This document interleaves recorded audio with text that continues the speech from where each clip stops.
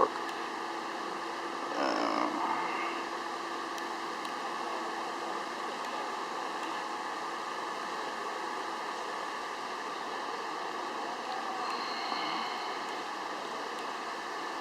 So this is the Space Shuttle Discovery. Yeah. That shuttle in particular flew altogether 39 missions into space and back. Also delivered the Hubble telescope.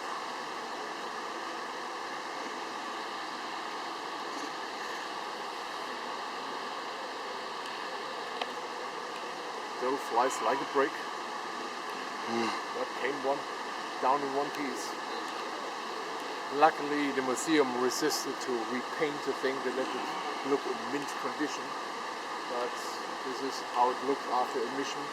Pretty beaten up. And you see many dark spots where they replaced some of the heat shield sections.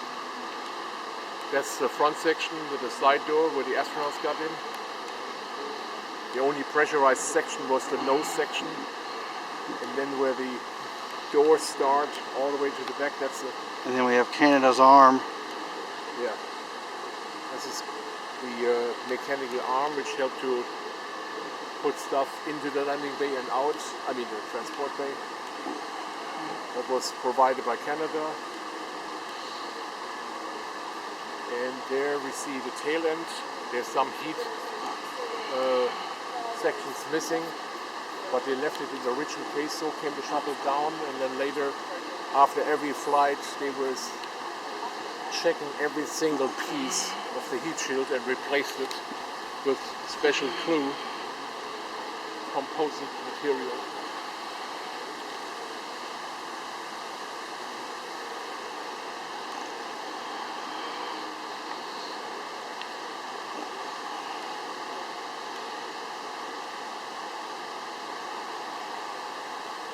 By the Atlantis shuttle, which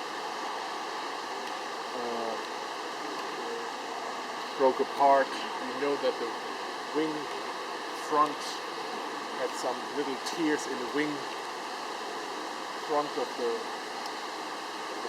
wing, and where heat basically was burning its way inside the wing and destroyed the inner structure until the wing ripped off. Shuttle disintegrated almost instantly.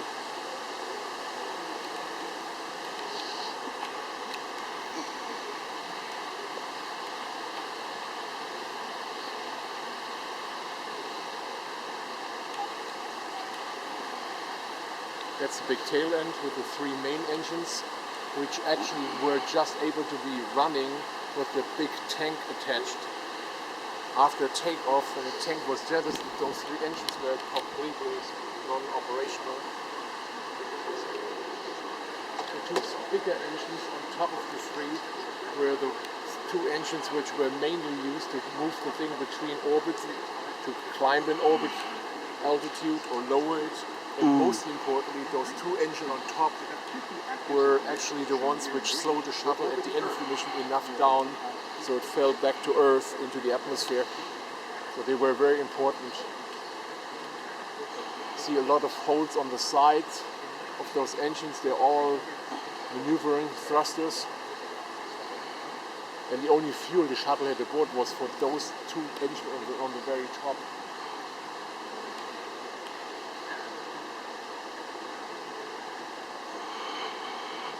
Huge air brake here on the backside. By air transport back to Houston, Florida, the whole tail end was covered with a long cone to help the aerodynamics of the air transport.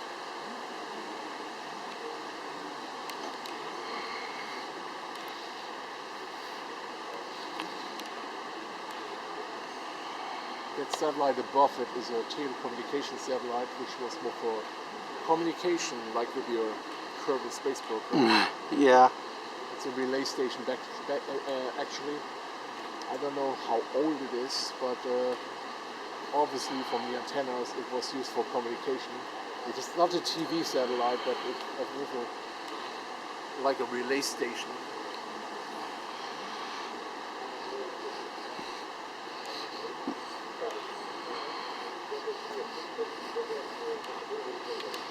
some people wonder how those big engines on the tail end were igniting. They don't have an ignition like a car engine. When you see shuttle videos running live, you see those sparks shot in big amounts from the sides under the engine, and hydrogen and oxygen streams out of those rocket engines unignited. The spark hit it, and the external spark machines on the launch pad actually ignite those shuttle engines, because they just burn once continuously until the huge tank is empty, and then they are totally useless for the rest of the flight.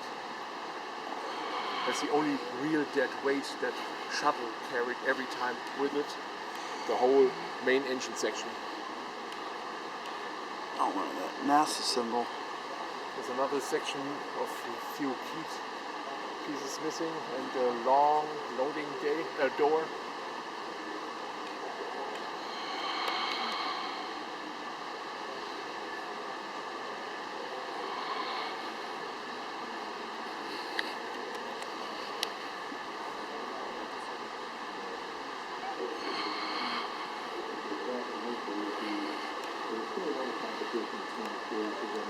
The nose section with some particularly large exhaust openings for maneuver thrusters that were usually used and aiming down so massively because they were for rotating the shuttle around its own axis. Yeah. And every time you saw the shuttle in orbit, the belly was ever facing towards space, and the loading bay goes always to the planet.